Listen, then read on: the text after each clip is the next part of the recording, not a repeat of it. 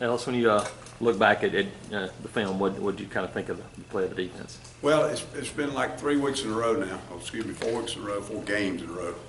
We're playing physical, playing with great effort, a lot of intensity. There's still some things that need to be cleaner. You know, we're making some mistakes that are being practiced during the week. Of course, there's always going to be the unexpected that happens in the game. But these are things that we're working on, we're practicing, they seem to have it down, and we still have a few of those in games. Obviously, the production was good. You know, I think it was 7 or 9 punts out of 9 punts or something, I don't know. A lot of 3 and outs, got a couple of turnovers, really dropped 3 other turnovers. We've got to start making those plays on the ball. So, I mean, there's a lot to be happy about, a lot to be pleased about, but I'm not satisfied because I think we continue to make some mistakes that are not acceptable. Ellis, both of your starting linebackers go down with injuries. What's the status of each of them? They're kind of day to day. You know, Cass he actually got kicked in the chin, caused a mild concussion. He seemed pretty good today. We don't do much on Sundays, but he didn't practice. And Frost was moving around a little bit. He got hit. He fell on the interception. Fell on his leg. But we got a bunch of them. One of the other got a bruised shin. We've got a bruised bone. We've got that Swain's got a very mild sprain. They did a lot of cut blocking, and most of it was legal, but there were a few that were not seen, not called. But it was a lot of that, a lot of ankles and stuff like that. But just banged up. Need these 48 hours for sure. Do you know, at least with Cass in particular, if he'll be able to play this Saturday? We don't know at this time. You know, we go through all that protocol, and certainly want to be on the side of caution with that. How did you think the guys played when they were out? The guys in place of them? Right. They played pretty well. We did 2 of those missed checks where we got messed up on a check defense was when they were gone. Maybe they would have busted it too, but backups didn't handle it well. They played overall pretty well, you know, but there were some of the controls, quarterbacking with the defense, there were some issues. And you know, if the other guys don't practice, at least the other guys, the new guys, the young guys, they get more of the reps, they'll be more prepared next time. Just look at you guys, remembering last year, just seems like you were more aggressive. Do you see the difference? Yeah, I think, you know, we played aggressively last year. I think probably what you see is people a little more sure of what they're doing. Obviously, confusion causes hesitation, and last year we were new in the system, maybe tried to do too much too early. But we had a lot of players that couldn't pull the trigger. You know, they weren't really sure of what they were doing.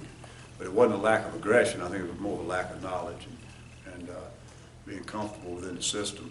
There's no question that's better.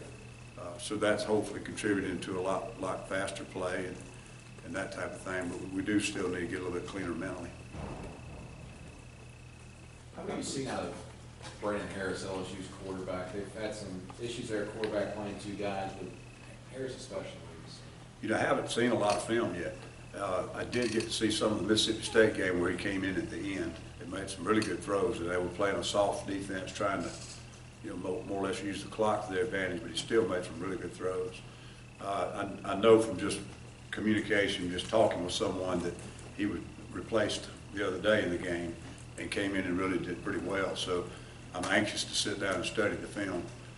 Both the kids are good athletes. They're mobile. They can move around. You know, obviously they know more about them than we do, but I think both of them are very capable of moving their offense, and they both give you a lot of problems with the mobility. We played a really good quarterback Saturday, probably the best pocket quarterback we've played so far this year, but he wasn't nearly as mobile as these kids from LSU, so that's another issue that we've got to contend with again.